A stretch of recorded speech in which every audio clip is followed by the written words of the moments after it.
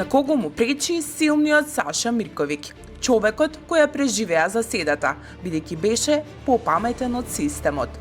Како Саша Мирковиќ сам застана пред естрадната мафија, ја предвиде сопствената ликвидација и одби пакт со мафијата. Мирковиќ против естрадната мафија, човекот кој ги преживеа заседите, затоа што беше попаметен од системот. Главата ми е во торба, ја сакаат мојата смрт. Кога Саша Мирковиќ го изговори ова во емисијата Сценирање, многумина тоа го опишаа како класичен естраден пркос. Денес, попалењето на автомобилот на неговата продукција, бруталниот обид за убиство од заседа во центарот на Загреб и најновата заседа во Угриновци.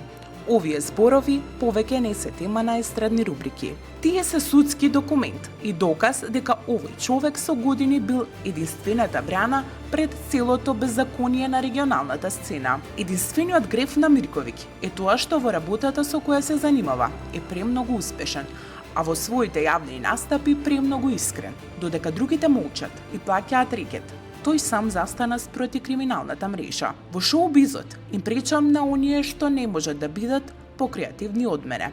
Во политиката им пречам на оние кои нема доволно енергија да покажат тоа што се. Некој ја сакаше мојата смрт и долго време го посакува тоа. Кога бизнисот станува бојно поле, во регионот каде што успехот не се простува, Мирковиќ стана мета во моментот кога покажа дека има визија кој никој друг не може да ја следи. Да ја донесе Евровизија во Србија со Марија Шерифовиќ во 2007 година или да постави стандарди со турниите на Аца Лукас. Тоа се резултати кои не се постигнуваат со седење во канцеларија, туку со огромна работа во светот на шоу-бизнисот. И токму таму се наоѓа коренот на нездравата љубомора кај конкуренцијата.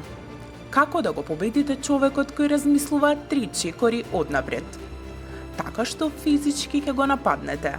Цената на таа борба за правда беше страшна. Поставување бомба во дворот на семејната куќа на Бежаниска коса, одвртување на тркалото додека вози, засекување на гумите од натрешната страна. Тоа не беа предупредувања, туку обиди за ликвидација. Најголем притисок според неговите зборови претрпеле неговите деца, кои поминувале низ медиумски политички линч.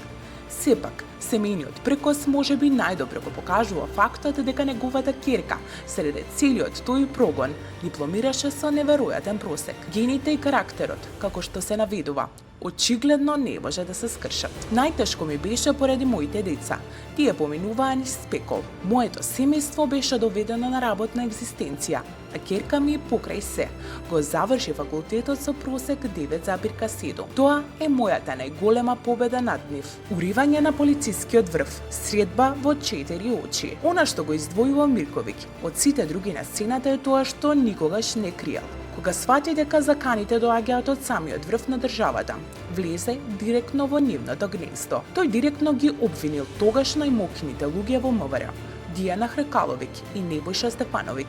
Неговото сведоштво за момент кога како пратеник дошол да пријави закани по живот, а во кабинетот на министерот го пречекала Хркаловиќ, денес како што наведува, го разоткрива целиот систем. Стефановиќ тогаш, според неговите зборови, му спомнал некаква црна тетрадка, во која Мирковиќ наводно се наоѓал на лошите страници, барајќи од него против услуга. Мирковиќ веднаш сватил со кого има работа, со луѓе кои службените институции ги претвориле во приватен бизнис и соработувале со најтешките криминалци. Наместо пакт со мафијата, тој избрал оставка и чист образ. Се најавив кај министерот, а наутро на влезот ме пречека Дијана Хркаловиќ и ме одведе во нејзиниот кабинет. Дојде Небојша и почна да зборува за некаква црна тетрадка, во која пишува кој му направил добро, а кој лошо.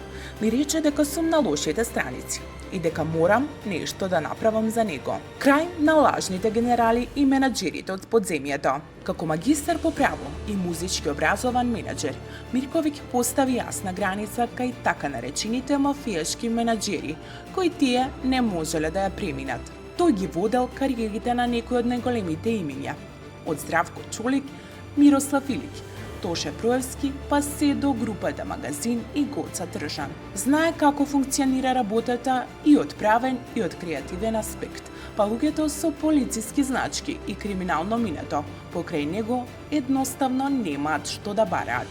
Се памети ситуација кога во неговата канцеларија влегол лажен полициски генерал кој се обидел да изнудува и да ја крои естраната сцена на својата љубовница. Одговорот бил краток и јасен.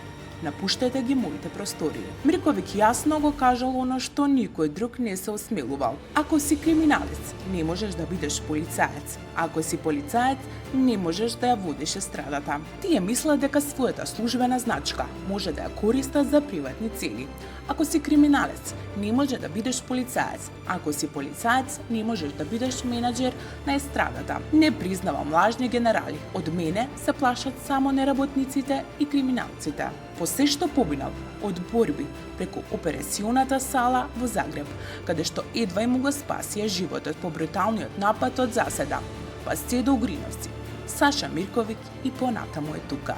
Не го скршиле, затоа што неговата интелигенција и вера во правдата се поголеми од нивните куршуми. Времето покажа дека бил во право за секој изговорен збор, а системот сега конечно мора да одговори на прашањето дали ќе го заштити човекот кој сам ја завршил нивната работа и ја разоткри мафијата.